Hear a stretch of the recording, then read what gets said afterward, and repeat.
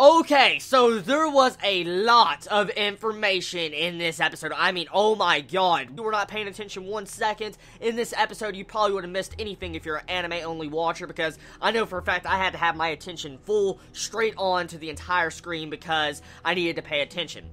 This episode revealed a lot and confirmed a lot. For one thing, it confirms Mary has a big part to play in this. She's definitely either the monster or the child of the monster. That's one thing I want to say right now. Another thing is, we find out the main villain of this series. This serpent that's connected to the monster girl that we see in the stories, pretty much the person that is the origin of all the powers in these people, the eye powers.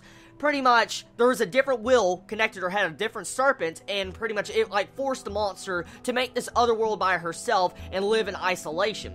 And so, this serpent's luring people into this world and then forcing serpents into these different husked bodies to be able to escape that world, I'm guessing, leave the monster girl there. So, right there, we find out the main villain, finally, after 9 episodes, we find out the main villain of the series, what is causing all this tragedy, what is going on with the different people getting their powers, and we're understanding where the power is originating from. Pretty much the powers in them is the serpent inside of each individual character, and the serpent is pretty much just trying to play a trickery game to make another Medusa into the real world. Now, here's the main thing, okay? What is the goal of this villain? We know the villain wants to make another Medusa, okay? I'm guessing another monster girl. Now, I'm going to take a quick guess and say it's Mary, because there's a lot of correlation between these two characters I have noticed for the past couple episodes. So, we're going to just say Mary is the new Medusa, the new body, and all the serpents are gathering around her. Okay, that's all the people we see gathering around Mary.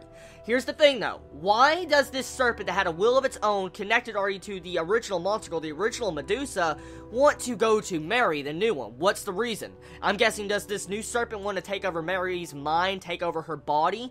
I mean, it seems like it could be possible. I mean, since these serpents are taking over other people's bodies and giving them power. So now we understand what is going on here with the powers, how it's given to people. Now we understand exactly who the main villain is, and now we understand why all these powers are linking together in one specific place. So now that we got that out of the way, we find out that the father of Ayano was actually the sensei. That was shocking. I did not expect that. So the father of Ayano was the sensei, and the sensei had like a different personality at night. His powers came out at night, he had a different personality, and he pretty much just was, he could do anything the serpent asked him. I'm guessing it's inside of Ayano's father, and it's causing the other kids, everybody that's getting close to death, to go into that other world to get their powers. So right now, I guess correctly with, I guess, the sensei. The sensei was someone that was probably killing everybody. But most likely because, as I said, the serpent now is inside of him. So now that we got that out of the way too, I feel like the reveals and everything is starting to ramp up. It's getting really interesting now, and I'm starting to understand. Hopefully I got everything correct. Hopefully I'm understanding the wide picture here. Because now, this is just getting fucking insane. It really is. It's getting really freaking good. And I love the, like, psychological effect at the end. Like, for one thing, Ine's body, Takane's body is freaking in a stasis tube. Why? Why? I don't understand that. I don't understand. I thought the body was lost in the other world. Like, you know, the dark realm world where the serpent swallows someone? I thought the body was lost there. Why is Takane's body in the stasis tube? I don't understand. We never exactly saw the circumstances behind Ine's death. We never got to see exactly why she died.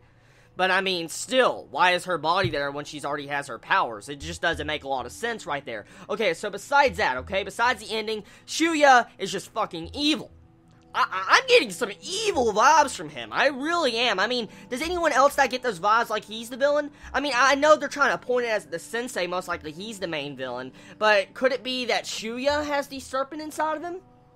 Or is it jealousy? As we can clearly see from this episode, he had a lot of jealousy over our main male character. He had a lot of jealousy because he wanted Ayano for himself. We can clearly see that from this episode. So, we have either jealousy issue of Shuya, or there's something else going on here. So, anyways, besides that, let's talk about the animation. Animation of the episode was okay, but let's talk about that beginning. That beginning? Oh my god, that's bad. Oh my god, nobody can really defend that. Come on. The music was good. The music was fucking amazing. Fine. The CGI. Holy shit, that was bad. That just... What the hell? I mean, seriously, did Shaft explode when they made this episode? I mean, that animation, oh my god, that was bad. That was pretty bad. I may love Shaft, I'm a big Shaft fan, but I'm not gonna deny that animation was fucking shit. It was. I'm not saying because it was CGI either. I'm saying because that CGI was just bad. It was really that bad.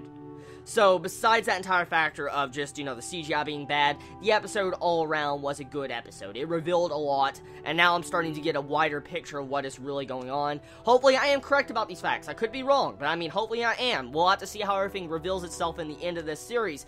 I'm enjoying the series a lot more now. Everything's starting to get revealed, and it's just so freaking entertaining. I'm definitely going to have to watch the music videos and stuff after this series ends, because I want to get the full picture and the full story once the series ends in the anime, for I can know exactly what is really going on. So anyways, everybody, tell me your thoughts on this episode of Mekakucity Actors. Did you enjoy it? Did you hate it? What was your favorite moment about this episode? And everybody, I love you all so much. Please be safe. Chibi out.